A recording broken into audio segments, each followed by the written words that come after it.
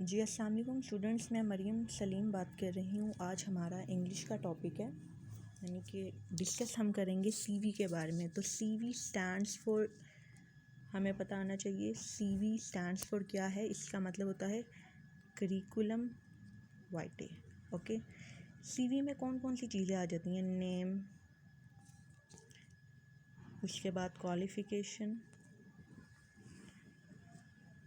Education skills, इसके बाद आ जाती हैं आपके कोर्सेज।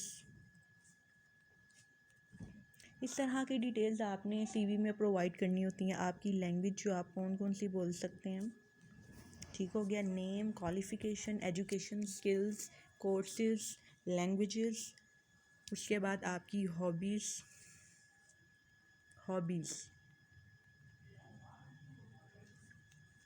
क्लियर। आपने एक शॉर्ट फॉर्म में अपने बायोग्राफी देनी होती है, एक बायोडाटा देना होता है, ठीक हो गया। सीवी का मतलब होता है करिकुलम वाइटे, जिसमें आपने डिटेल्स प्रोवाइड करनी होती हैं, अपना बायोडाटा देना होता है। बायोडाटा से मुराद एक मुख्तसर सा तारुफ आपने इसमें बयान करना होता है, इसे कहते हैं सीवी, ठीक हो गया। जब आप कहीं पर जॉब करने जाते हैं तो वो आपसे कहते हैं कि आप हमें अपनी सीवी प्रोवाइड करें, जिसमें आपका बायोडाटा दिया होता है, डिटेल्स दी होती हैं, आपका एड्रेस भी उसमें शामिल होता है। आपका एड्रेस, आपका नेम, आपकी एज, बाज़ औक़ात आइडेंटिफिकेशन, यानी कि आईडी कार्ड के बारे में भी पूछा गया होता है। आईडी कार्ड नंबर भी बाज़ औक़ात रिक्वायर्ड होता है, ठीक हो गया।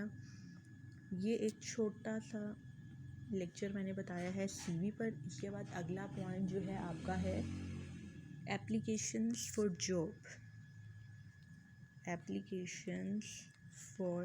जॉब। इसमें होता क्या है, एक दरख्वास्त लिखनी होती है आपने जॉब के लिए कि मेरा नाम ये है, मैं यहाँ से ताल्लुक़ रखता हूँ, मेरी क्वालिफ़िकेशन ये है, मेरी एजुकेशनल स्किल्स हैं, मैंने ये कोर्सेज किए हुए हैं, ये मेरे स्किल्स हैं, ये मेरी क्वालिफ़िकेशन है, एड्रेस है फला वगैरह वगैरह, ठीक हो गया। उम्मीद है आपको इस लेक्चर की समझ आ गई होगी। इसके बाद प्रेसी और हम बात कर लेते हैं कम्प्रीहेंशन पैराग्राफ्स की डिटेल में। प्रेसी मैंने पहले भी डिस्कस किया था, शॉर्ट एक्सप्लेनेशन को कहा जाता है प्रेसी। इसके रूल्स क्या होते हैं? रूल्स ऑफ प्रेसी राइटिंग, क्या रूल्स हैं इसके? नीट राइटिंग होनी चाहिए, नीट राइटिंग,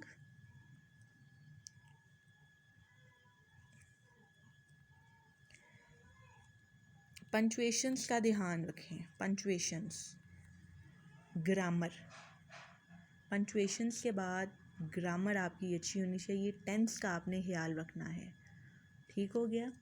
रूल्स ऑफ प्रेसी मैं आपको बता रही हूँ दोबारा से।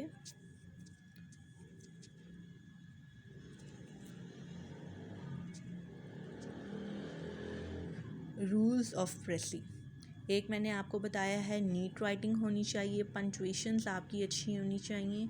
मीन्स क्या पंचुएशन का ध्यान रखना है? पंचुएशन क्या होती हैं? Dot, comma, inverted commas.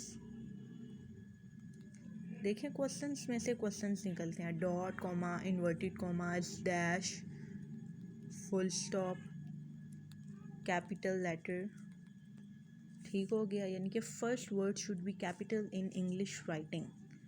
M I clear? ये तो होगी ना एक पंचुएशन की बात। हम थे रूल्स ऑफ प्रेसी पर। पहला पॉइंट नीट राइटिंग, दूसरा पंचुएशंस जिसकी मैंने आपको थोड़ी सी डिटेल दी। उसके बाद ग्रामर मिस्टेक नहीं होनी चाहिए। उसके बाद टेंसेस का आपने ध्यान रखना है, सिंपल टेंस होना चाहिए प्रेसी राइटिंग में। नॉट यूज्ड इररेलेवेंट वर्ड्स, यानी कि इररेलेवेंट वर्ड्स का उसमें कोई अमल दखल नहीं होना चाहिए। तो ये मैंने प्रेसी राइटिंग के बारे में आपको बताया। अब मैं आपको बताऊंगी कंप्रीहेंशन पैराग्राफ के बारे में। कंप्रीहेंशन पैराग्राफ के बारे में हो सके तो आप ये साथ साथ चाहे स्क्रीनशॉट ले लें, चाहे आप अपने रजिस्टर्स पर नोट डाउन कर लें। तीसरा टॉपिक है हमारा कंप्रीहेंशन पैसेज भी कह सकते हैं और पैराग्राफ भी कह सकते हैं। क्लियर? इसमें एक पैराग्राफ दिया होता है, ठीक है, जिसमें एक पैराग्राफ दिया होता है, देन उन्होंने कुछ क्वेश्चंस दिए होते हैं। क्वेश्चंस जैसे कि number 1,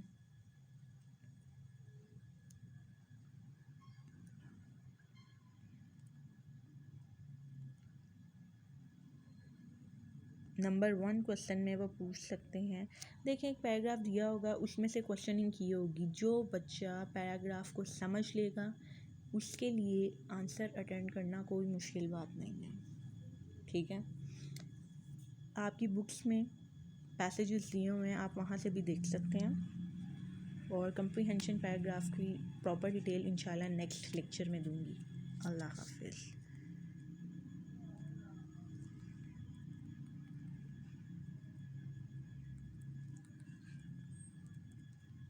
Kindly like and subscribe my channel.